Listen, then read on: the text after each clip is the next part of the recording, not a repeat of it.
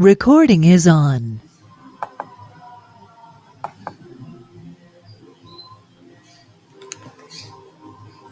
El tema que veremos ahora es dimensiones extras grandes y cuerdas grandes del fabuloso libro del extraordinario físico matemático Brian Greene, titulado El tejido cuántico del cosmos. Brian Greene es una lumbrera de la ciencia y de la física cuántica relativista, de la constelación de Stephen Hawking, Roger Penrose, Leonard Susskind, Gundrun Baffa, Andrew Strominger, Murray Gell-Mann, Steven Weinberg, Edward Witten y también de mi maestro en estas áreas, el profesor Claudio Teitelboim, con más de cientos, si no miles, de artículos científicos en estas áreas del conocimiento de vanguardia de la física, publicada en las revistas de mayor jerarquía científica del mundo. Docente en la Universidad de Princeton. Al atrapar 3 de las 4 fuerzas, nos dice Brian Greene, al iniciar esta temática, dimensiones extra grandes y cuerdas grandes, el escenario Mundo-Brana relaja significativamente las ligaduras experimentales al tamaño que pueden tener las dimensiones extra. Pero las dimensiones extras no son la única cosa que esta aproximación permite que se haga más grande, basándose en ideas de Witten, Joe Licken, Konstantin Bashas y otros como Ignatios Antoniadis junto a Arkani Hamed, Dimopoulos y Edvali, se dieron cuenta de que en el escenario Mundo-Brana, incluso desexcitado, cuerdas de baja energía pueden ser mucho mayores que lo que se pensaba previamente. De hecho, las dos escalas, el tamaño de las dimensiones extras y el tamaño de las cuerdas, están íntimamente relacionadas. Recordemos del capítulo anterior que el tamaño básico de una cuerda está determinado al requerir que su pauta vibracional de gravitón comunique una fuerza gravitatoria a la intensidad observada. La debilidad de la gravedad se traduce en que las cuerdas sean muy cortas, aproximadamente de la longitud de Planck, 10 elevado a 33 centímetros. Pero esta conclusión depende fundamentalmente del tamaño de las dimensiones extras. La razón es que la teoría M de cuerdas o teoría del todo de Stephen Hawking y de esta constelación de investigadores antes mencionados muestra que la intensidad de la fuerza gravitatoria que observamos en nuestras 3 dimensiones extendidas representa un equilibrio entre dos factores. Un factor es la intensidad fundamental intrínseca de la fuerza gravitatoria. El segundo factor es el tamaño de las dimensiones extra. Cuanto más grandes son las dimensiones extra, más se puede repartir la gravedad en ellas y más débil parecerá su fuerza en las dimensiones familiares. De la misma forma que tuberías más grandes dan una presión de agua más débil porque permiten que el agua tenga más espacio para esparcirse. Las dimensiones extra más grandes dan una gravedad más débil porque dan a la gravedad más lugar para esparcirse. Los cálculos originales que determinaban la longitud de las cuerdas suponían que las dimensiones extra eran tan minúsculas del orden de la longitud de Planck que la gravedad no podía entrar en ellas. Bajo esta hipótesis, la gravedad aparece débil porque es débil. Pero ahora, si trabajamos en el escenario mundo Brana y permitimos que las dimensiones extras sean mucho más grandes que lo que se había considerado previamente, la debilidad observada de la gravedad ya no significa que sea intrínsecamente débil. En su lugar, la gravedad podría ser una fuerza relativamente poderosa que parece débil, solo porque las dimensiones extras relativamente grandes, como las tuberías grandes, diluyen su intensidad intrínseca. Siguiendo esta línea de razonamiento, si la gravedad es mucho más fuerte que lo que en un tiempo se pensó, las cuerdas también pueden ser mucho más largas que lo que en un tiempo se definió. Hoy por hoy, la pregunta de exactamente cuán largas son o cómo de largas son no tiene una respuesta única y definida. Con la libertad recién encontrada para variar el tamaño de las cuerdas y el tamaño de las dimensiones extras en un rango mucho más amplio que el que se imaginaba previamente, hay varias posibilidades.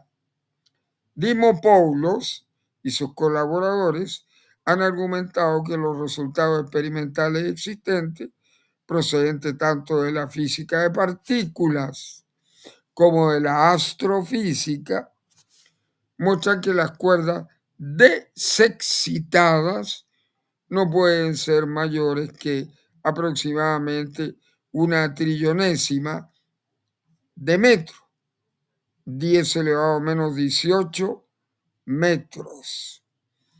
Aunque pequeño para los patrones cotidianos, esto es casi 100.000 billones, 10 elevado a 7 veces mayor que la longitud de Planck, casi 100.000 billones de veces mayor que lo que previamente se pensaba.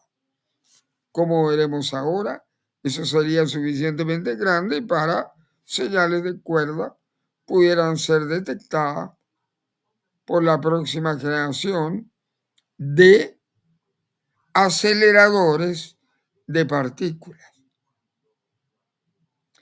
Muy interesante situación. Hasta aquí este tema. Aquí nos propone de inmediato el genio de Brian Greene en su obra El tejido del cosmos el siguiente tema: resiste frente al experimento, la teoría de cuerdas. Pregunta fundamental: la posibilidad de que estemos viviendo dentro de una gran tres branas es por supuesto solo una posibilidad, y dentro del escenario mundo brana la posibilidad de que las dimensiones extras pudieran ser mucho mayores que los que un tiempo se pensó y la posibilidad relacionada de que también las cuerdas pudieran ser mucho mayores de lo que en un tiempo se pensó, son también solo eso, posibilidades. Pero son posibilidades tremendamente excitantes. Cierto es que, incluso si el escenario mundo Browne es correcto, las dimensiones extra y el tamaño de las cuerdas podría ser todavía planckianos. Pero la posibilidad dentro de la teoría M de cuerdas de que las cuerdas y las dimensiones extras sean mucho más grandes, de estar apenas más allá del alcance de la tecnología actual, es verdaderamente fantástica. Significa que hay al menos una oportunidad de que en los años venideros la teoría M de cuerdas entre en contacto con la física observable, experimental, y se convierta en una ciencia experimental. ¿Con qué probabilidad? Yo no lo sé, ni ningún otro lo sabe. Mi intuición me dice que es poco probable, pero mi intuición está conformada por una década y media de trabajo dentro del marco convencional de cuerdas del tamaño de Planck y dimensiones extra del tamaño de Planck. Quizás mi instinto esté pasado de moda. Afortunadamente la cuestión será establecida sin que sea afectada en lo más mínimo por la intuición de alguien. Si las cuerdas son grandes o si alguna de las dimensiones extras es grande, las implicaciones para los experimentos venideros son verdaderamente espectaculares. En el próximo capítulo consideraremos varios experimentos que pondrán a prueba, entre otras cosas, la posibilidad de cuerdas relativamente grandes y dimensiones extras grandes. Así que aquí solo voy a abrirle el apetito a ustedes. Si las cuerdas son tan grandes como una trillonésima, 10 elevado a menos 18 metros, el diámetro de un protón, las partículas correspondientes a las vibraciones de armónicos superiores que pueden producirse en un oscilador armónico vibrante, como son las supercuerdas cuánticas que estamos estudiando, o las cuerdas correspondientes a las vibraciones de armónicos superiores, no tendrán masas enormes, muy por encima de la masa de Planck, como en el escenario estándar de las cuerdas. En su lugar, sus masas serán solo de 1 millar o algunos miles de veces la de un protón, y eso es suficientemente bajo para estar dentro del alcance del gran colisionador de hadrones LHC de Ginebra, que ahora se está amplificando en su poder de resolución de la física de partículas nucleares, conocido con la abreviatura de CERN, Centro de Estudios de Investigación Nuclear, del francés Centre d'études de recherche nucléaire. Si estas vibraciones de cuerdas fueran excitadas mediante colisiones de alta energía, los detectores de los aceleradores lucirían como la bola de cristal del Times Square en el Año Nuevo. Se produciría todo un montón de partículas nunca antes vistas y sus masas estarían relacionadas mutuamente de forma parecida como lo están los diversos armónicos de un violonchelo, cuando emiten diversas notas musicales, un do, un mi, un si menor, un la mayor, etc. La firma de la teoría de cuerda estaría grabada en los datos con un detalle que hubiera impresionado a John Hancock, otro gran investigador en estas áreas, otro gran cuerdista. Los investigadores no podrían pasarla por alto, ni siquiera sin gafas. Además, en el escenario mundo Brana, las colisiones de alta energía podrían producir incluso agujeros negros en miniatura, es decir, agujeros negros microscópicos de Stephen Hawking, agujeros negros que tienen el diámetro de un protón aproximadamente 10 elevado a menos 18 metros, 10 elevado a menos 18 metros. Y una masa equivalente a una masa tan grande como el monte Everest, comprimida en ese pequeño diámetro equivalente protónico.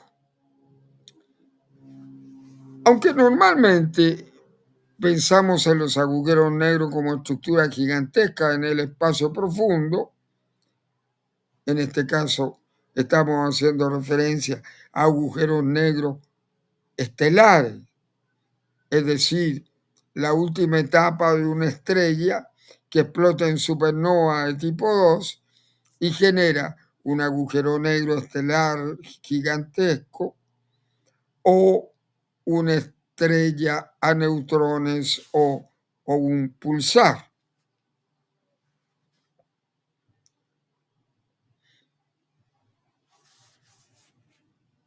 Estas, como estructuras gigantes en el espacio profundo, desde los primeros días de la relatividad general, se ha sabido que si usted acumula suficiente materia en la palma de la mano, crearía un minúsculo agujero negro.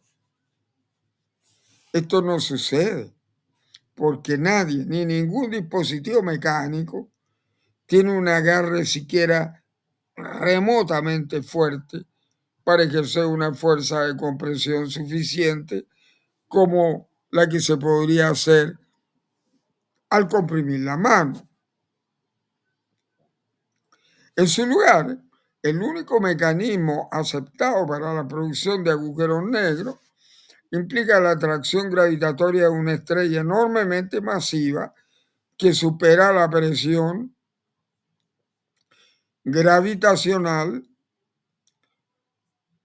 con su presión interna hacia afuera, normalmente ejercida por los procesos de fusión nuclear dentro de la estrella, lo que hace que la estrella colapse sobre sí misma cuando tal combustible termonuclear llega a disminuir significativamente.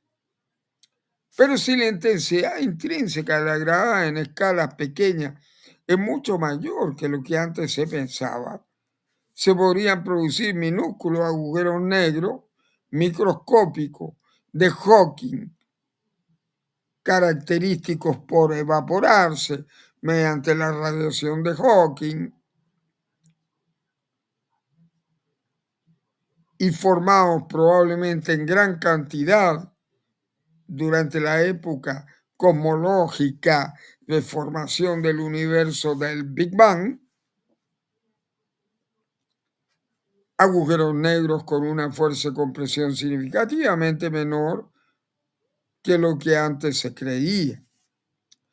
Los cálculos muestran que el gran colisionador de hadrones puede tener la potencia de compresión suficiente para crear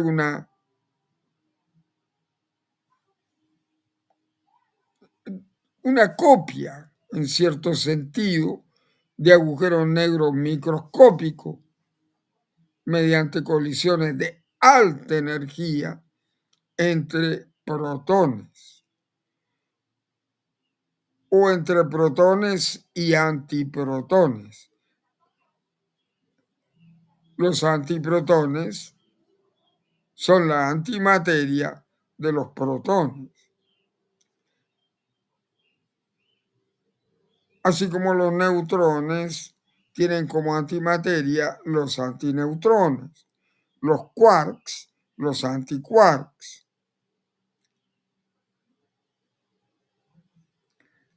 Muy bien. Entonces, piense en lo sorprendente que sería estos procesos. El gran colisionador de hadrones podría resultar una factoría para producir agujeros negros microscópicos. Estos agujeros negros serían tan pequeños y durarían un tiempo tan corto que no nos plantearían la más mínima amenaza. ¿Cuán pequeños serían? Próximos a la dimensión de Planck, 10 elevado a menos 35 metros o 10 elevado a menos 33 centímetros. Próximos al tiempo de vida de Planck o tiempo de Planck, 10 elevado a menos 44 segundos, y próximos a la masa de Planck, 10 elevado a 19 gigaelectronvoltios. Un electronvoltio es la energía necesaria a comunicar a un electrón para poder saltar una barrera de potencial de 1 volt de energía eléctrica. Y un gigaelectronvoltio son 1000 millones de electronvoltios. 10 elevado a 9 electronvoltios, lo que se denomina un gigaelectronvoltio. Estos agujeros, entonces, tan pequeñitos,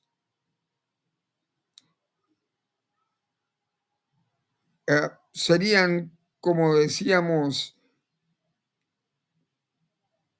de una vida tan corta que no plantearían la más mínima amenaza por su aparición en el acelerador de hadrones. Hace años, Stephen Hawking demostró que todos los agujeros negros se desintegran vía procesos cuánticos, se evaporan, emitiendo la radiación de Hawking después de una transformación de partículas subatómicas interactuando a través de partículas virtuales entre partículas de materia y partículas de antimateria.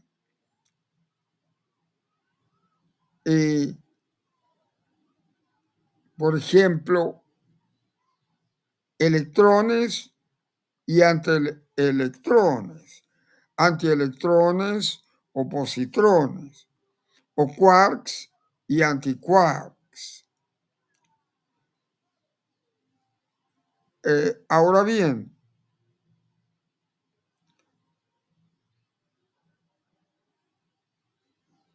los grandes, muy lentamente, es decir, los agujeros grandes se desintegran muy lentamente los derivados de la evolución de una estrella y los agujeros negros microscópicos, minúsculos, muy rápidamente. Pero su producción ofrecería una confirmación de una de las ideas más exóticas nunca contempladas. Hasta aquí este tema. Son temas trascendentes del genio del físico matemático Brian Greene y la constelación de físicos cuerdistas como Stephen Hawking, Roger Penrose, Leonard Susskind, Andrew Strominger y tantos otros y tantas otras lumbreras de la física de vanguardia cuántico relativista y de las teorías de cuerdas, de supercuerdas y de la supersimetría del espacio-tiempo y de las teorías M de cuerdas, teorías del todo, mundo branas y P branas.